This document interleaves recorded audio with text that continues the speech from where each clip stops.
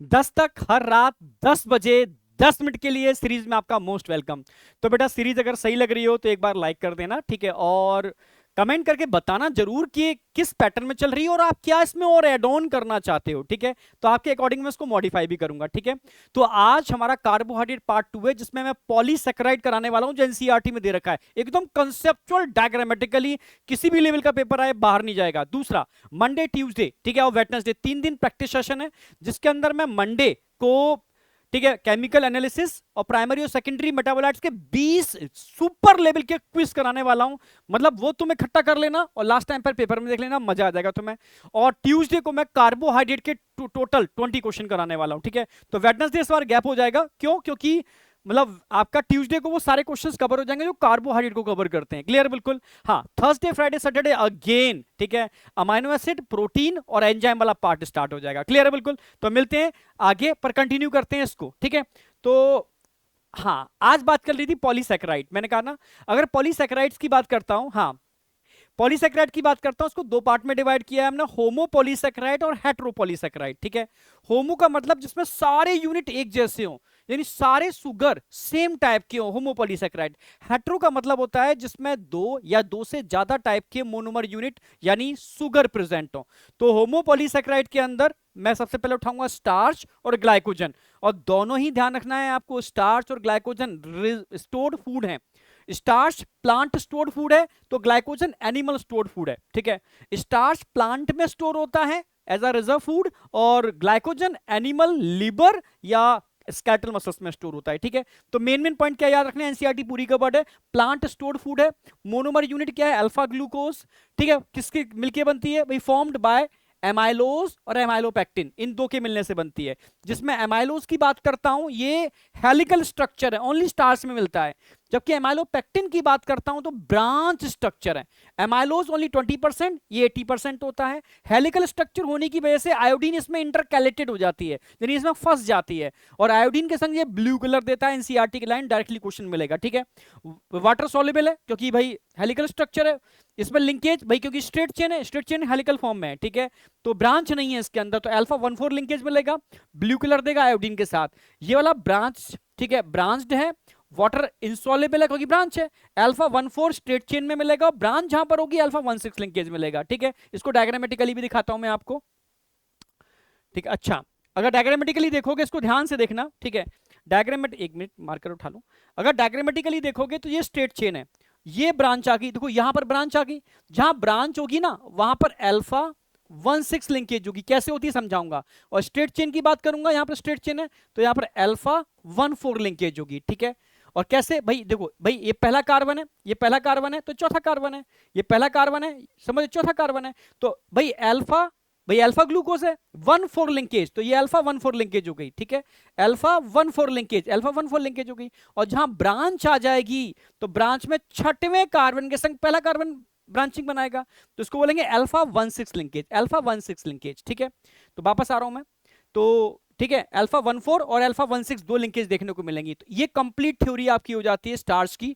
और अगर ग्लाइकोजन से कंपैरिजन करूं तो जरा सा डिफरेंस है, ग्लाइकोजन के अंदर हेलिकल स्ट्रक्चर्स नहीं होते, नहीं एमाइलोज नहीं होता, सेम ब्रांच स्ट्रक्चर है, सेम मोनोमर यूनिट है, सेम लिंकेज मिलती है। याद हो गया होगा, monomer unit alpha glucose same है। एनिमल स्टोर फूड कहां होता है, ब्रांच स्ट्रक्चर, ब्रांच में स्ट्रेट चेन में अल्फा, और ब्रांच जहां पर होगी, ठीक है, अल्फा 1,6 लिंकेज। एमाइलोज यहां पर नहीं होता, यानी डिट्टो एक जैसा है, यानी आयोडीन के संग कलर नहीं देगा क्योंकि इसमें हेलिकल स्ट्रक्चर नहीं है, खत्म, ठीक है। इन दोनों के स्ट्रक्चर का अगर मैं कंपाइल करूं तो यहां पर एमाइलोज हेलिकल स्ट्रक्चर है स्टार्च के अंदर, और सारा का सारा straight chain, branch 1,6, straight chain जहां पर होगी, जहां पर भी स्ट्रेट चेन होगी वहां पर लिंकेज क्या है, अल्फा 1,4 लिंकेज, ठीक है। और ब्रांचिंग के अंदर अल्फा 1,6, अल्फा 1,4 अल्फा 1,6, क्लियर बिल्कुल। तो ये तो गया स्टार्च। अगर मैं ग्लाइकोजन की बात करता हूं तो यहां पर क्या नहीं है, यहां पर एमाइलोज नहीं है, और डिट्टो वही मोनोमर यूनिट है, वही लिंकेज है, क्लियर बिल्कुल। आगे बात करते हैं, अब बात करते हैं cell wall structure. Cellulose plant के अंदर होता है और एल्गा के अंदर होता है, जबकि काइटिन आपको पता है ऑर्थोपोड के एक्सोस्केलेटन में होता है और फंगस के अंदर होता है। तो मोनोमर यूनिट बीटा ग्लूकोज, इसकी monomer unit N acetyl glucosamine, जो ग्लूकोज का ही डेरिवेटिव है, ग्लूकोज से ही डिराइव्ड हुआ है, बना है, ठीक है, क्लियर बिल्कुल। तो बीटा ग्लूकोज प्रेजेंट कहां होता है? Cell wall of plant and alga. ये कहां प्रेजेंट होता है? सेल वॉल ऑफ फंगस, ठीक है, फंगल सेल वॉल और एक्सोस्केलेटन ऑफ कॉकरोच या इंसेक्ट। क्लियर है बिल्कुल, ठीक है। डाइजेस्टेड बाय सेल्यूलेज एंजाइम, और सेल्यूलेज एंजाइम ध्यान रखना एनिमल में सीक्रेट नहीं होता, उन एनिमल में सेल्यूलोज डाइजेस्ट होता है जिनके अंदर बैक्टीरिया या प्रोटोजुआ होता है, सिंपल सी बात है, ठीक है, क्योंकि बीटा लिंकेज, ठीक है, कोई एनिमल इसको ब्रेक करने वाला एंजाइम रिलीज ही नहीं करता। वुड पल्प, वुड पल्प के अंदर सेल्यूलोज होता है जिससे भाई पेपर बनता है, और कॉटन भी, ठीक है, सेल्यूलोज कंटेनिंग होती है।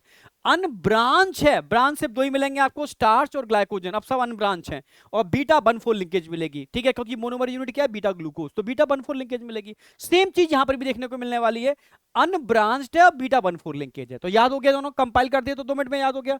अब इनुलिन और याद रखना है आपको, इनुलिन एनसीईआरटी में 2 चीज दे रखी है, इनुलिन की मोनोमर यूनिट बीटा फ्रक्टोज है, बस ध्यान रखना यहां पर बीटा फ्रक्टोज है, ये भी रिजर्व फूड है, डहलिया प्लांट की रूट में मिलता है, बस रिजर्व फूड है, डहलिया प्लांट की रूट में मिलता है, बस फिनिश। आगे बढ़ते हैं, हेट्रोपॉलीसैकेराइड। अगर मैं हेट्रोपॉलीसैकेराइड की बात करता हूं तो पेप्टाइडोग्लाइकन आपको याद रखना है, एक एडिशनल मैंने और लिख दिया है हाइलुरोनिक एसिड, ठीक है, जो हमारे कनेक्टिव टिश्यू में मिलता है, ये भी हेट्रोपॉलीसैकेराइड है, बट आपको एक ही याद रखना है, पेप्टाइडोग्लाइकन जो बैक्टीरियल सेल वॉल में होता है, बैक्टीरियल वॉल में होता है, ये किससे मिलकर बनता है? 2 मोनोमर यूनिट अलग अलग, ठीक है, नाम और नाक, एन-एसिटाइल ग्लूकोसामिन और एन-एसिटाइल म्यूरेमिक एसिड, और लिंकेज अल्फा 1,4 बीटा 1,4 लिंकेज। तो लिंकेज क्लियर हो गया होगा बीटा 1,4, और उधर भी क्लियर हो गया बीटा 1,4। अब इनको कंपाइल कर देता हूं मैं, कंपाइल कर दूं अगर मैं, तो आप देखो 2 मिनट में याद हो जाएगा। मैंने माल्टोस, लैक्टोज, सुक्रोज कराया था लास्ट क्लास के अंदर, ये डाइसैकेराइड है जिसमें ये दोनों रिड्यूसिंग है जबकि ये नॉन रिड्यूसिंग है, जबकि पॉलीसैकेराइड सारे के सारे कैसे होते हैं? नॉन रिड्यूसिंग, इनका राइट हैंड रिड्यूसिंग होता है। क्लियर है, ये सारे के सारे होमोपॉलीसैकेराइड हैं जबकि ये हेट्रोपॉलीसैकेराइड है। क्लियर है बिल्कुल। अब आ जाओ मोनोमर यूनिट, भाई माल्टोस में मोनोमर यूनिट क्या होती है? Glucose plus glucose. क्लियर है, ग्लूकोज प्लस ग्लूकोज, मैं लिख देता हूं ग्लूकोज प्लस अल्फा ग्लूकोज, ठीक है। लैक्टोज की मोनोमर यूनिट क्या है भाई? गैलेक्टोज और ग्लूकोज। सुक्रोज की क्या है? ठीक है, ग्लूकोज प्लस फ्रक्टोज। स्टार्च की मोनोमर यूनिट क्या है भाई? Alpha glucose. ग्लाइकोजन की अगेन अल्फा ग्लूकोज। सेलुलोज की बीटा ग्लूकोज। काइटिन की एन-एसिटाइल ग्लूकोसामिन, ये मतलब ग्लूकोज का डेरिवेटिव है, ठीक है। इनुलिन की बीटा फ्रक्टोज, इसमें नाम और ना। क्लियर है बिल्कुल। लिंकेज तो आपको याद हो गई होगी, अल्फा 1,4 अल्फा 1,4 अल्फा 1,2 बीटा, ये लास्ट क्लास में कराया था मैंने, अल्फा 1,4 अल्फा 1,6, इसमें भी अल्फा 1,4 अल्फा 1,6 ब्रांच में होगा, दोनों के अंदर बीटा 1,4 लिंकेज है, यहां बीटा 1,2 लिंकेज है और बीटा 1,4 लिंकेज है। ये पूरी समरी है कार्बोहाइड्रेट की, इससे बाहर क्वेश्चन नहीं जाएगा किसी भी लेवल का पेपर आए, ठीक है। तो अगर सीरीज तुम्हें समझ में आ रही है तो बेटा एक बार लाइक कर देना, कमेंट जरूर करना, ठीक है। ऐसा नहीं कि मैं कह रहा हूं तो अब तो हम बिल्कुल नहीं करेंगे, ठीक है सर आपने कहा कैसे, अब तो हम नहीं करेंगे, ठीक है, तो आपकी मर्जी है, ठीक है। वो तो बस एक गुरु के नाते मैं बस कहना का है कि हम लोग थोड़ा मोटिवेटेड रहे कि बच्चे को लाइक कर रहा है और हम इसको और मॉडिफाई करें, पर इतना तो बता सकते हो कि इसमें और क्या चेंज करना है या ठीक चल रहा है, ठीक है। तो इतना थोड़ा बताओगे या तुम्हें हेल्पफुल मिल रही है नहीं मिल रही है, और कुछ बच्चों को शेयर कर सकते हो तो उससे बेनिफिट मिलेगा, ठीक है, तुम्हें भी मिलेगा और टीचर्स को भी मिलता है कि हाँ चीजें ठीक आगे डायरेक्शन में जा रही हैं, हम इसको और बेटर तरीके से करते हैं, ठीक है। नीट एडवांस बुक बेटा ऑलरेडी अवेलेबल है, कहां पर? अमेजॉन पर और फ्लिपकार्ट पर। इसके पावरफुल क्वेश्चंस आपको मंडे से दिखना चालू होंगे, अल्टीमेट लेवल के मैं क्वेश्चन लेकर के आऊंगा, 20 क्वेश्चंस होंगे, एडवांस लेवल के होंगे, ठीक है।